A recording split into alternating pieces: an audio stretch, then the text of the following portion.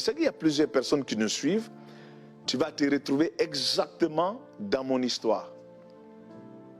Fais beaucoup d'argent, mais n'arrive pas à aller au-delà de joindre juste les bouts à la fin du mois. À un moment, je commence à être frustré à l'intérieur. Surtout lorsque on est prédicateur et pasteur, on a un cœur qui subvient aux besoins des autres. Alors, c'était un témoignage de quelqu'un qui vient d'acheter une nouvelle maison, une nouvelle voiture, un bon boulot, et on prie pour les gens, on remercie le Seigneur. Mais à l'intérieur, je savais que j'étais fauché, pour le dire ainsi.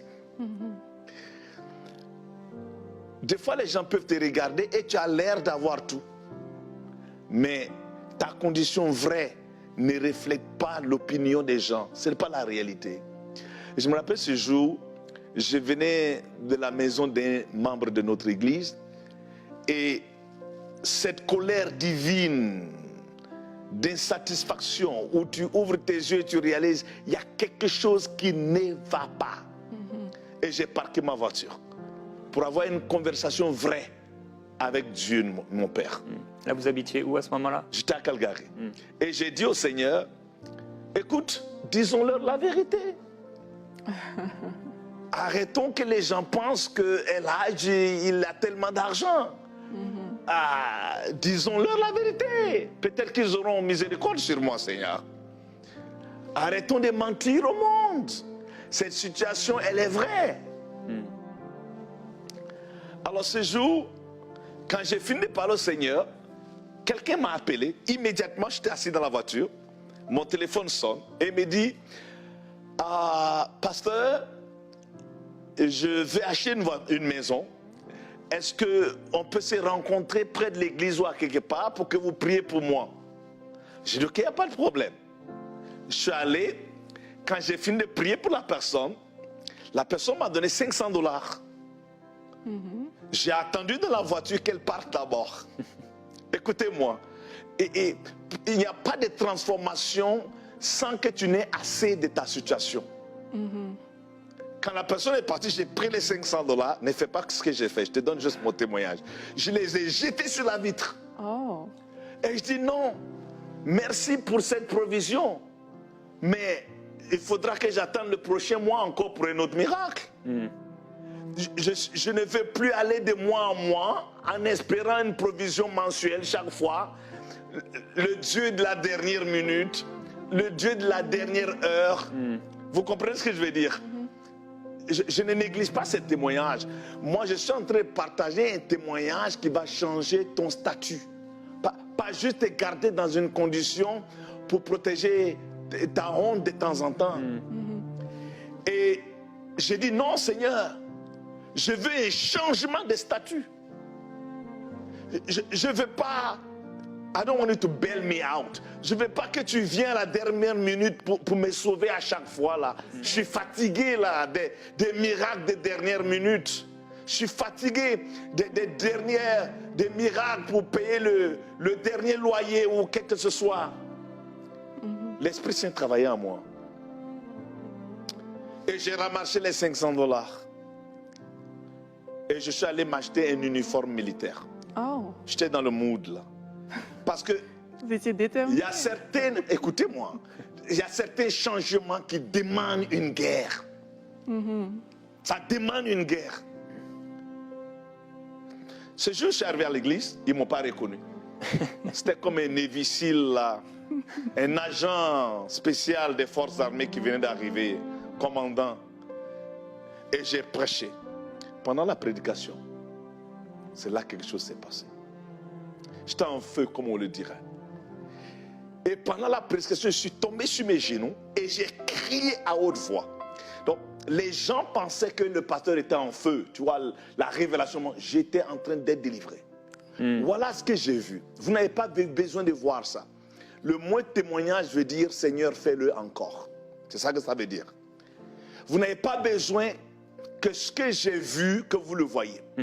J'ai vu un ange. Un ange avec des bras, je te dis, tellement forts.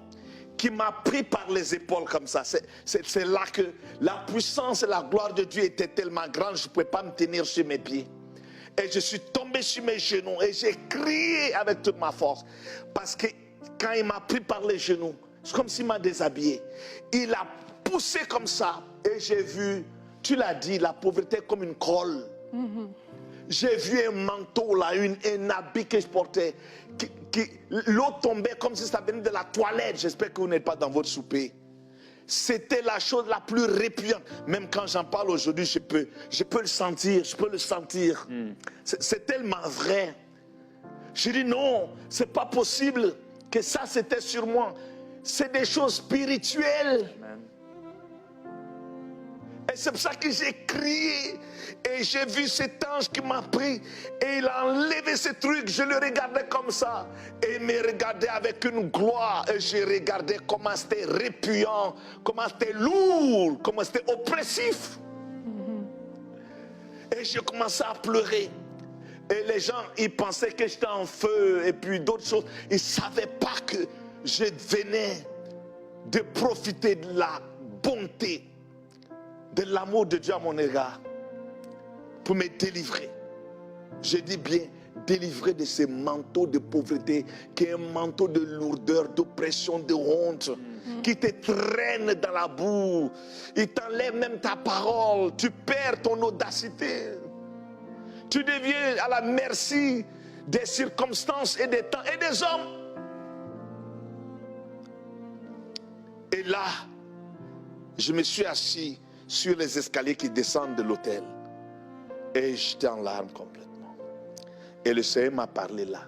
Et il m'a dit, à partir d'aujourd'hui, tu ne devras plus un sou à un système, banque ou qui que ce soit sur cette planète. Première parole. Je tremblais. Je suis sorti de là, rendre un peu le témoignage court. Quelqu'un m'écrit un chèque d'à peu près 620 000 $. Plus d'un demi-million.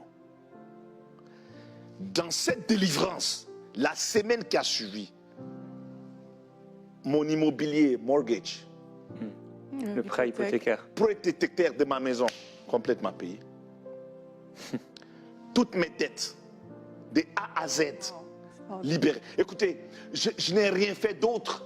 Quand ce manteau a été brisé et enlevé sur ma vie, ce qui m'appartenait, que le ciel avait alloué à mon nom et à ma famille, ont commencé à devenir une réalité sans que je ne fasse quoi que ce soit. Je crois qu'il y a plusieurs personnes dans l'église de Dieu qui sont victimes du même manteau que j'étais victime. C'est spirituel. Et pourtant, j'étais généreux. Je donnais à tout le monde. Et pourtant, j'avais un grand cœur. Mais je savais qu'il y avait quelque chose. Parce que ma Bible me dit que je dois être béni pour être une bénédiction. Pas juste attraper à chaque fois le mois ou couvrir les dépenses. Mais c'est comme ça la plupart du peuple vit. Ça, c'est inacceptable dans le concept du royaume. Je le dis et je vais le redire. On doit repentir de la pauvreté, de la même chose que nous repentons de l'immoralité. Nous devons haïr la pauvreté en tant que chrétien. Je dis bien haïr, c'est un mot fort, mais s'il y avait plus fort que ça, je l'utiliserais. C'est quelque chose que nous devons rejeter complètement. Briser tous les mensonges. Moi, je me disais, Dieu c'est bon, tant que je le sers, je n'ai pas besoin de grand-chose. Il répond juste à mes besoins. Pas besoin. Non, non, non. Je suis appelé enfant de Dieu. Après le type d'Abraham, béni pour être une bénédiction. C'est ça mon témoignage.